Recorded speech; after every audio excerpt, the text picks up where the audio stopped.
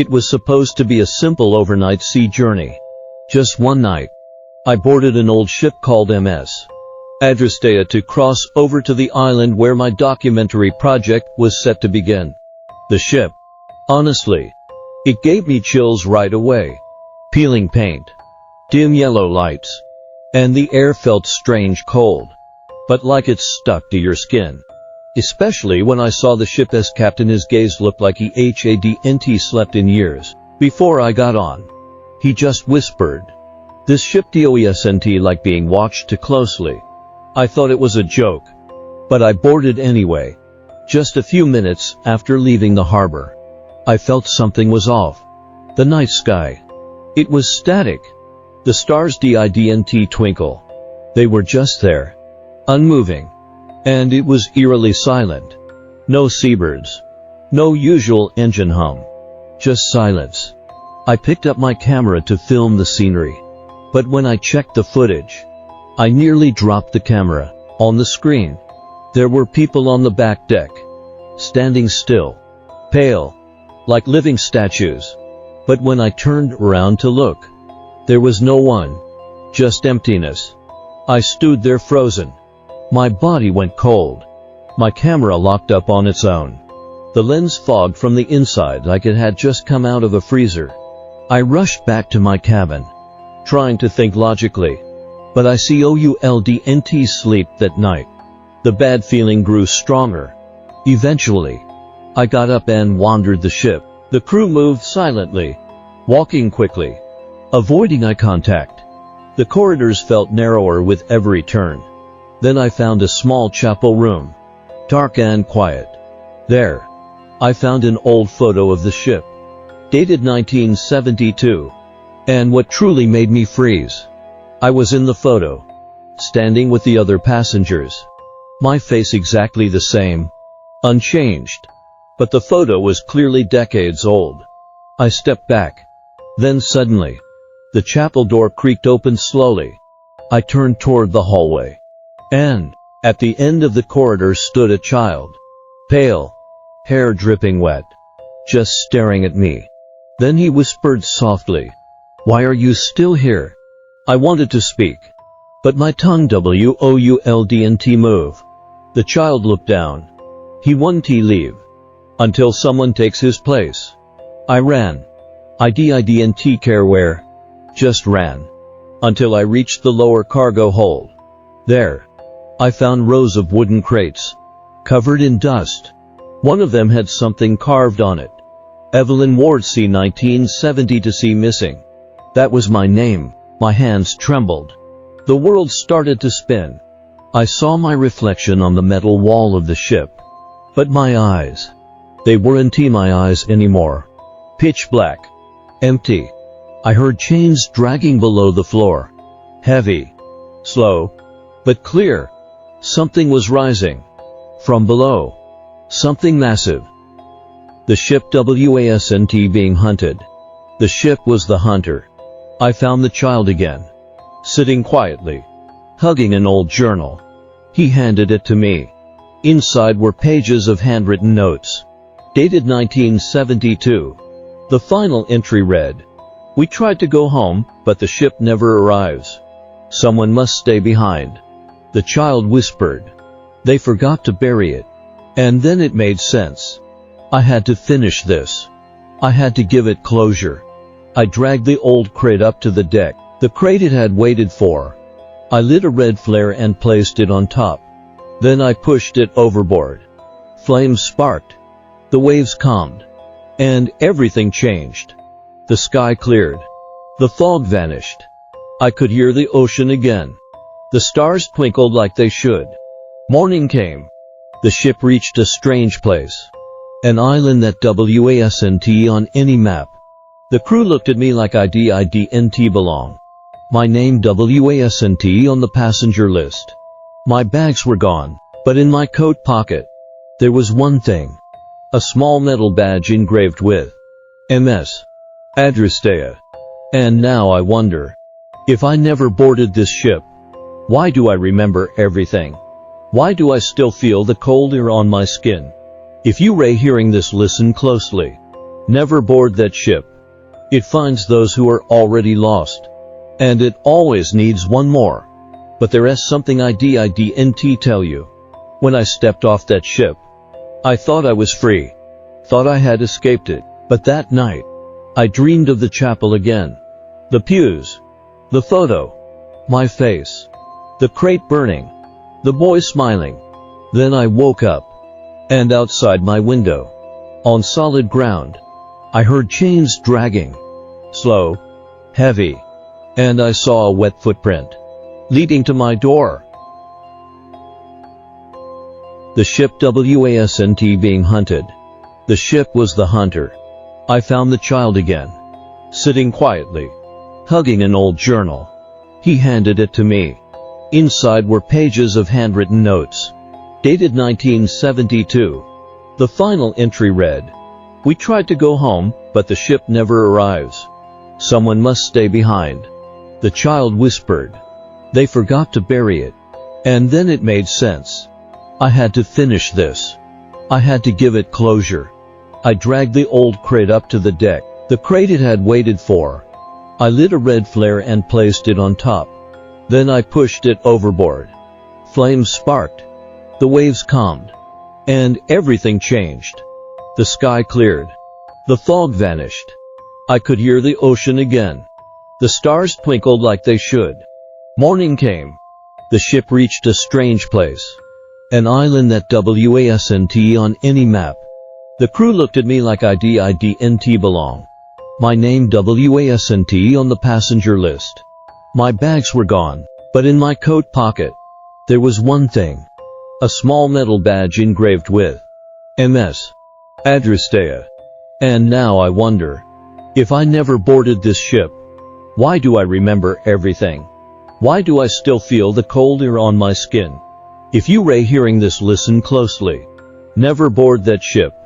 It finds those who are already lost. And it always needs one more. But there is something I didn't tell you. When I stepped off that ship, I thought I was free.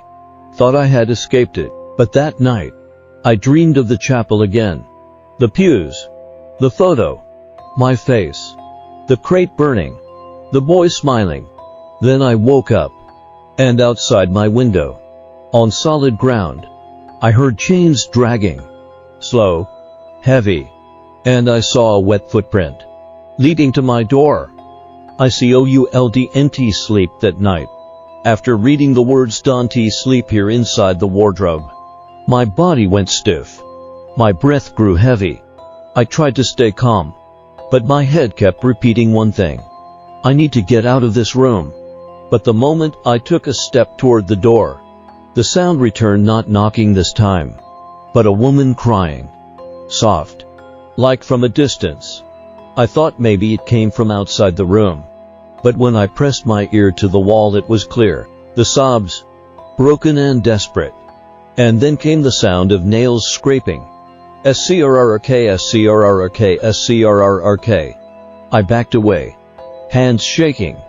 But something in me, some stubborn curiosity, kept me from running.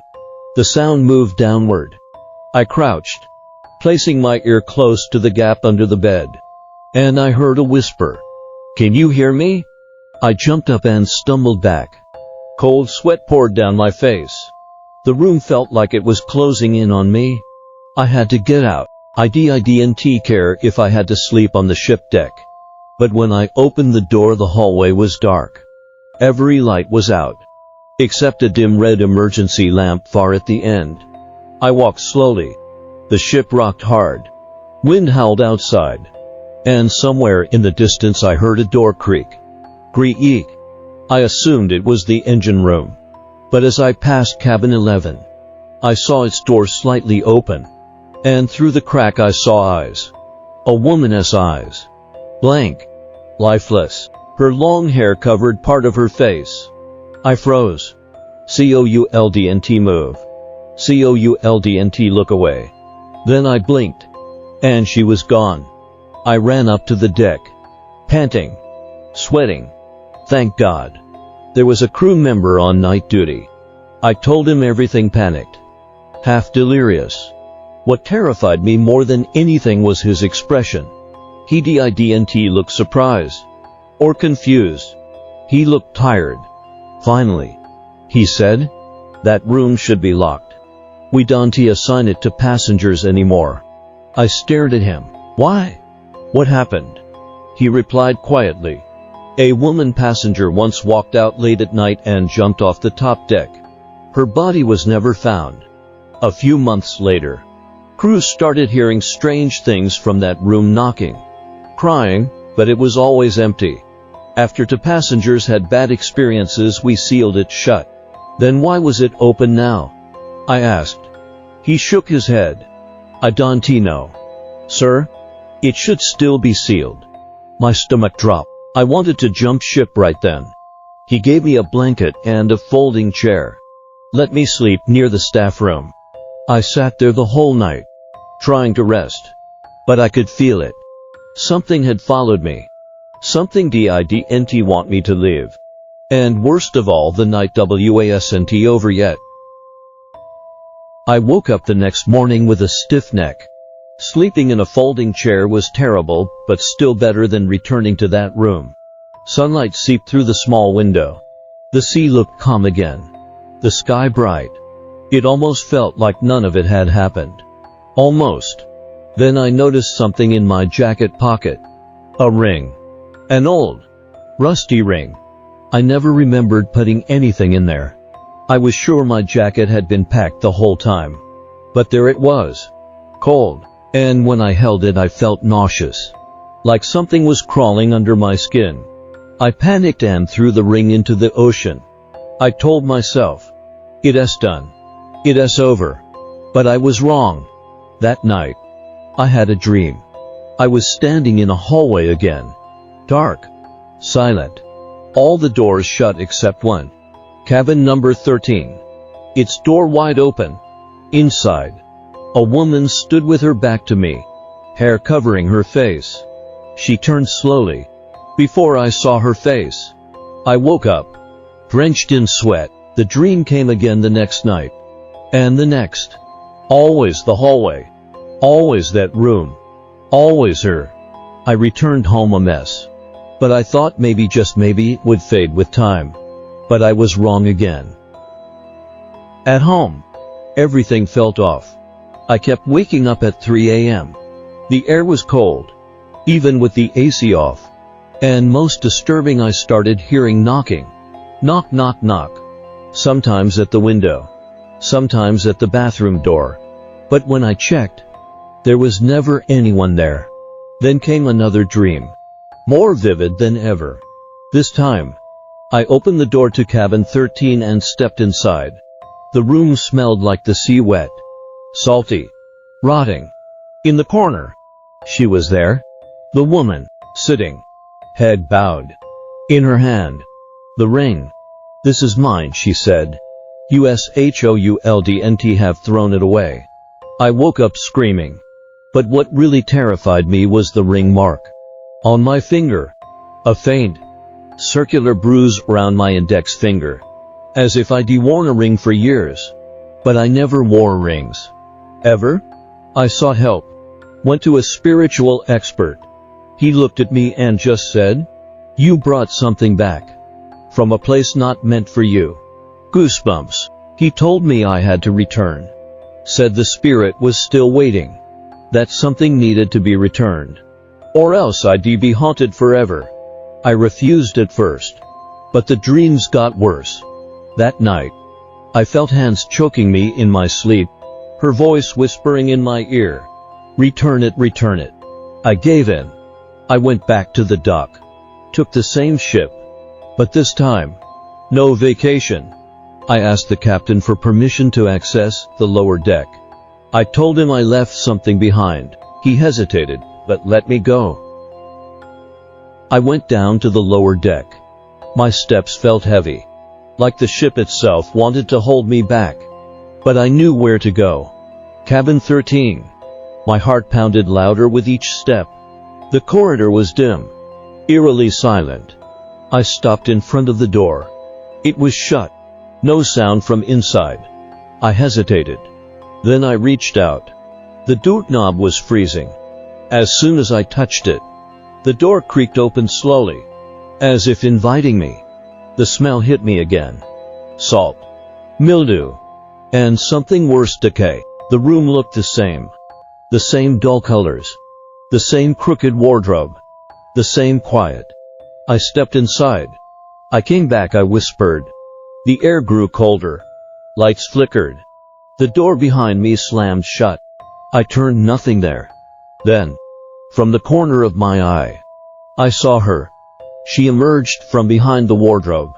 Hair soaked and matted. Her white dress dripping with water. Her face, half of it was missing. Skin shredded like she'd been dragged across coral. Her one remaining eye stared into mine. She didn't speak. Just stood there, watching. I raised my hands. I am sorry. I don't have the ring anymore. I threw it away. I didn't know still. She said nothing. She took one step forward, then another. Her bare feet made no sound. She reached out and touched my chest with one finger. Cold. Ice cold. In that instant, something surged through me, like all the fear, grief, and pain she had felt flooded into my body. I couldn't move. Couldn't scream. I saw flashes. The ocean. A jump. The moment she hit the water. Darkness. Silence. Loneliness. I understood now. She wasn't angry. She was forgotten. Left behind. Then everything faded. I woke up lying in the hallway. A crew member was shaking me. His face pale. Sir? Sir?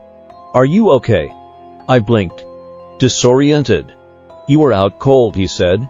We don't even know how you got down here. I sat up slowly. My head ached. But the room was gone. The door to cabin 13 was locked tight again, like it had never opened. Since that day, the dreams stopped. The knocking disappeared. No more crying in the night. I went back to living more or less. But something is different now. I feel watched. Not always. Just sometimes. Like a shadow behind the curtain. A cold breath on my neck. Maybe she is gone. Maybe she just wanted to be remembered. But sometimes, around midnight, when the house is quiet and the wind howls through the cracks, I hear it again. Faint, but clear. Knock. Knock. Knock. Not from the door. Not from the wall. From inside me. Like she never really left. If you feel someone watching you tonight, maybe you're not alone. Don't forget to like, subscribe, and ring the bell, because in the shadows, another story is waiting. See you on the darker side.